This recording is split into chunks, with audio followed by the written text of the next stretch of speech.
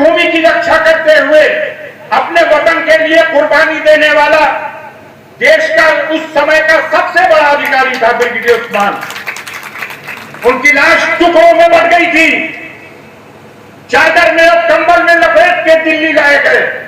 मेरे पिता सुभानुल्लाह अंसारी ने अपने हाथों से कब्र में उतर करके उनकी लाश को दफन करने का काम किया था 1948 में।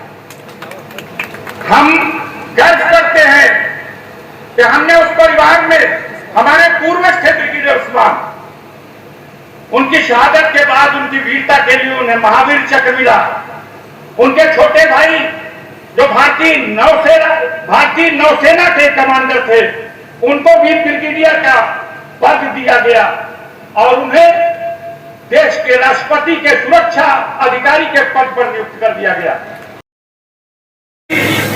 1947 के दिसंबर में पाकिस्तान की सेना ने और कबायलियों ने कश्मीर पर आक्रमण किया और उस आक्रमण में धोखे से किए गए उस आक्रमण में कश्मीर में राजा हरि सिंह की कोई बड़ी सेना नहीं थी। राजा हरि सिंह उनका मुकाबला नहीं कर पा रहे थे।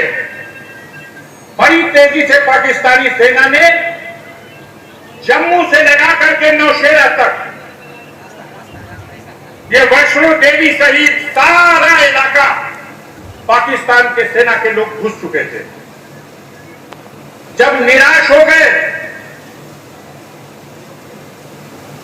निराश होकर के कश्मीर के राजा हरि सिंह दिल्ली आए और उन्होंने भारत के प्रधानमंत्री के सामने लिखित प्रस्ताव दिया कि भारत की सेना कश्मीर बचाने के लिए भेजी जाए और आज से मैं कश्मीर को भारत का अभिन्न अंग स्वीकार करता हूं और हमेशा हमेशा हमारा संपूर्ण कश्मीर भारत का अंग होगा। इस प्रस्ताव पर भारत की पहली सेना जब कश्मीर भेजी गई तो उस सेना का नेतृत्व ब्रिगेडियर उस्मान के हाथों में दिया गया।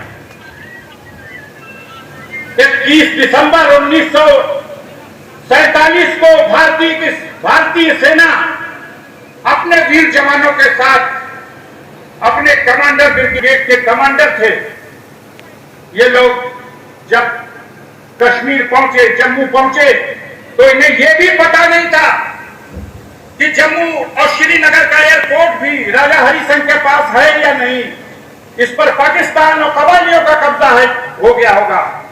इसलिए पैराशूट के माध्यम से बर्फीली पहाड़ियों को 21 दिसंबर की सर्दी की रात में उन वीरों ने उन बर्फीली चोटियों पर उतर करके और दुश्मन का मुकाबला शुरू किया। भारतीय सेना के पराक्रम के आगे पाकिस्तान की सेना नहीं टिक सकी। झांगर घाटी पर कब्जा हो चुका था पाकिस्तान का, लेकिन भारतीय वीरों ने ब्रिगेडियर उस्मान साहब के नेतृत्व में पाकिस्तान की सेना को झांगर से खदेड़ दिया और फिर से झांगर पर कब्जा करने में सफलता हासिल की। तब जनरल करियप्पा साहब, जो भारत सेना के सेनाध्यक्ष थे, उन्होंने कश्मीर जाकर के ब्रिगेडियर उस्मान साहब की पीठ थपथपाई और उनका कान में कहा कि मुझे एक तोहफा और दे दो। और ब्रिगेडियर उस्मान ने कहा, हम हमारी पलटन अपने आप को कुर्बान करके आपने जो तोहफा मांगा है, एक सप्ताह के अंदर वो तोहफा हम आपको दे देंगे। वो तोहफा कुछ और नहीं था, वही था नौशेरा की घाटी, जिससे भारतीय जवानों ने कब्जा करके पाकिस्तान को पराजित करने का काम किया। इस लड़ाई में भागती हुई पाकिस्तानी सेना ने गोले बरसाए। उनमें से एक गोला ब्रिगेडियर उस्मान के छाती पर फटा और वो वीर गति को प्राप्त हो गए। मातृभूमि की रक्षा करते हुए अपने वतन के लिए कुर्बानी देने वाला देश का उस समय का सबसे बड़ा अधिकारी था ब्रिगेडियर उस्मान।